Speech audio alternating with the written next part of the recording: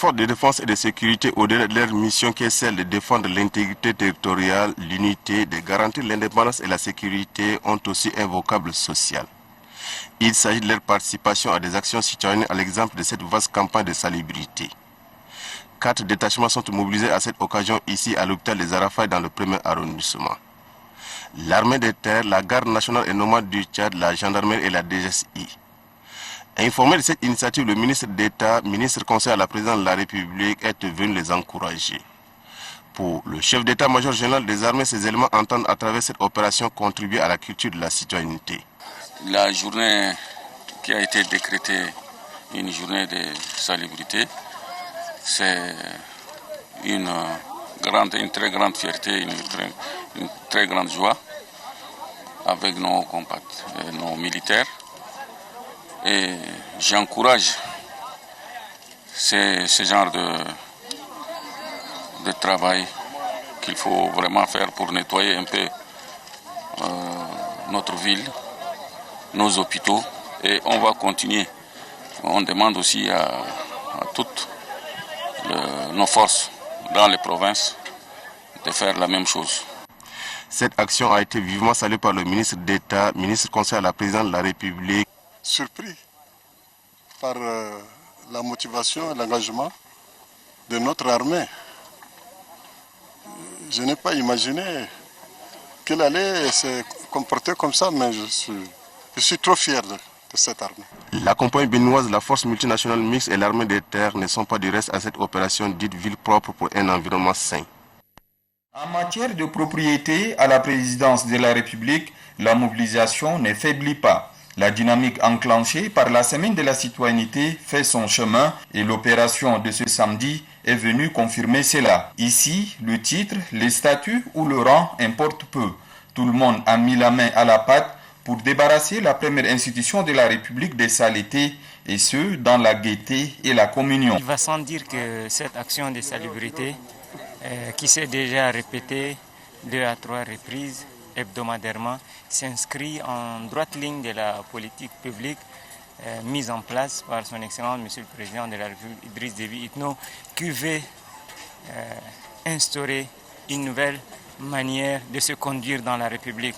L'heure du changement a sonné, donc il est de bonne loi que tout le monde s'inscrive dans cette lancée pour balayer chez soi, balayer là où on travaille, nettoyer tout ce qui nous entoure pour donner l'exemple et afin que ces diverses actions allant dans le sens de la salubrité s'inscrivent dans la pérennité pour que ceux qui viennent après aussi prendront le relais en ayant des mentalités nouvelles avec des habitudes citoyennes remarquables.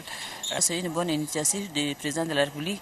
Et nous sommes très contents de faire la salubrité. La salubrité, ça fait partie de la santé, de la maison, ou bien au bureau, ou bien n'importe où même là. Ça, c'est vraiment, nous sommes très contents de venir faire la salubrité. On remercie le président de la République de nous initier cette idée, en plus la première dame aussi.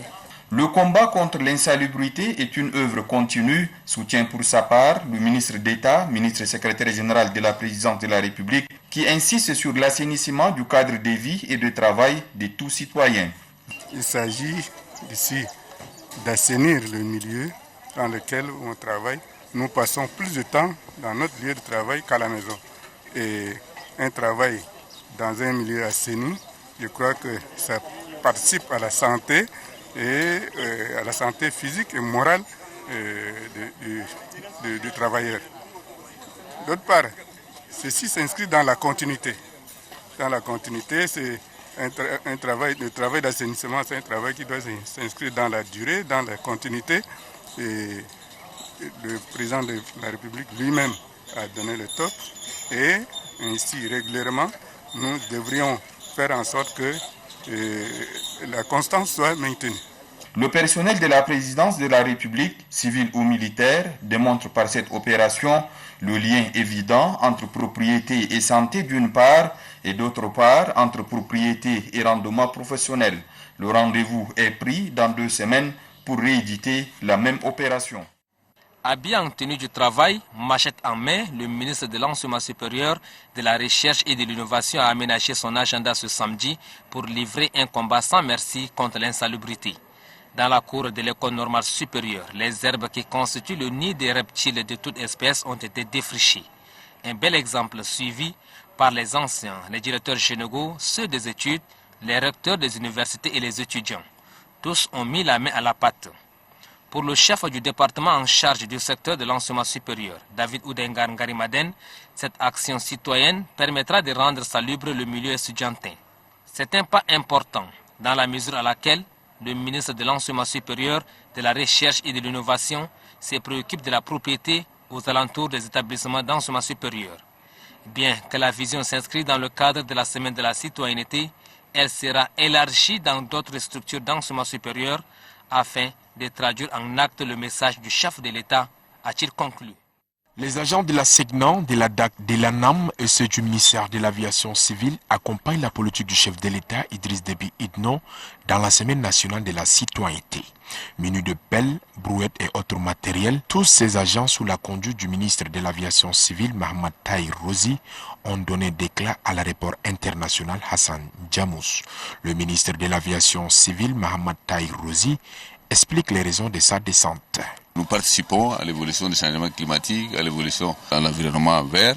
Donc, il est aussi important de relever que cette action a été répond à l'appel lancé par le président de la République, chef de l'État, à l'endroit des forces vives de la nation, à l'occasion de la Semaine nationale de la citoyenneté. Donc, je vous mets tard que jamais. Je crois que nous avons voulu aussi répondre à cet appel.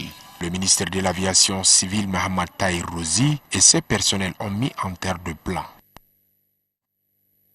C'est le rond-point du palais du 15 janvier qui a été retenu par les femmes de l'association Ajmal Al-Hilwin.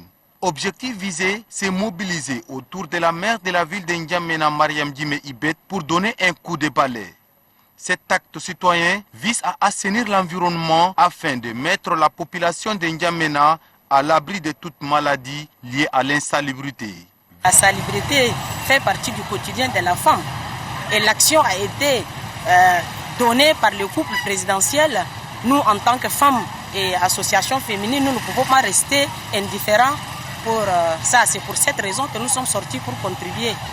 Par la même occasion, l'association Ajmal Al-Hilwin a offert à la mairie de N'Djamena des outils de travail, un geste apprécié par Mariam Djime Ibet, maire de la ville de N'Djamena. L'association Ajmal Al-Hilwin n'a pas seulement appuyé la mairie en nettoyant ce pont, mais elle a aussi offert un don à la mairie pour que la mairie puisse nettoyer toute la ville. Pour la présidente de l'association Ajmal Al-Hilwin, Sadia Mohamed Chit, chaque femme est appelée à balayer sa devanture conformément aux orientations de la première dame du Tchad, Hinda Déby Itno,